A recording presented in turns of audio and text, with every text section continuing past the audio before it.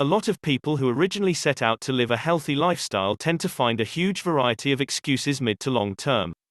What happens is that once a so-called plateau is reached in terms of progress, they quickly lose motivation and use anything that comes their way to justify their non-action. Despite one of the most common objections to a healthy lifestyle being the cost, the truth is, anybody can afford to live a healthy life if they just plan it right. Believe it or not, but statistics show that the vast majority of people actually overspend on their shopping due to the fact that they do not have it planned out.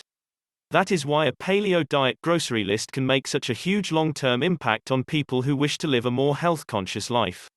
The greatest advantage of the paleo diet compared to other diets is the fact that all the foods on it are healthy and can be combined with one another. That means you could literally go and shop any and all foods on your paleo diet grocery list without having to worry that some will be left over. Processed foods are generally excluded from the paleo diet, meaning that almost nobody will have problems related to this type of nutrition. People on the paleo diet often report that physical ailments simply disappear due to the lifestyle change that comes as a side effect. So to cut a long story short, this diet is fantastic, but how can it be made affordable when you are on a low budget? First of all, you absolutely need a paleo diet grocery list containing all the foods that you are allowed to eat.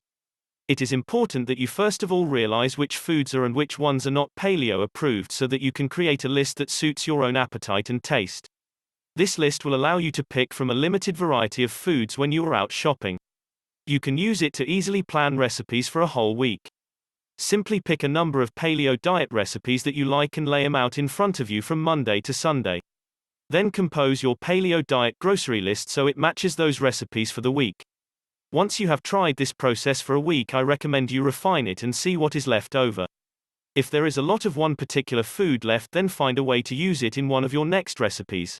That way you will be able to maximize your value for money. As a paleo diet health freak, I personally only purchase organic foods from local businesses.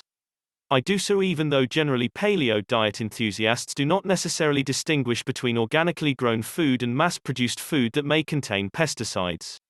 I recommend staying on the safe side and purchasing only those foods of which you can be sure that they contain no pesticides.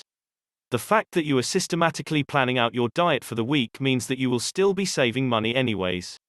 One of the ways to save money that I figured out is that it is possible to make better deals with local businesses once they know that you are a regular customer. Supermarkets make that process a lot harder, as the people that represent the market are oftentimes not the ones who actually run it or determine price levels.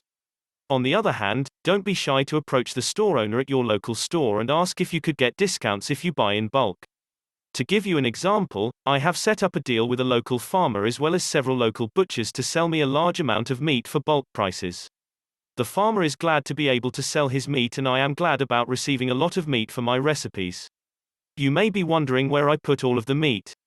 I simply freeze it until use. The same procedure is recommended for all your foods. Freeze them whenever you do not need them. That way your foods will be fresh and tasty whenever you need them, and you will not have to worry about your food having lost its quality or taste.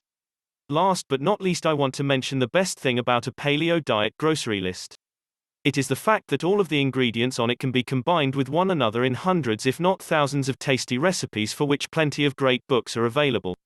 Processed foods are difficult to mix without seriously sacrificing taste or health, but paleo-approved foods are natural, meaning that they can always be combined in some way. You might use some vegetable to create a nice pesto sauce, or cook your chicken in a nice stir-fry mix of vegetables, fruit and meat. The possibilities are limitless, and I encourage you to try out a variety of recipes. If you enjoyed this video and want to see more, give it a thumbs up, share it with your friends, and do not forget to subscribe as we share more information at Healthy Balanced Club website.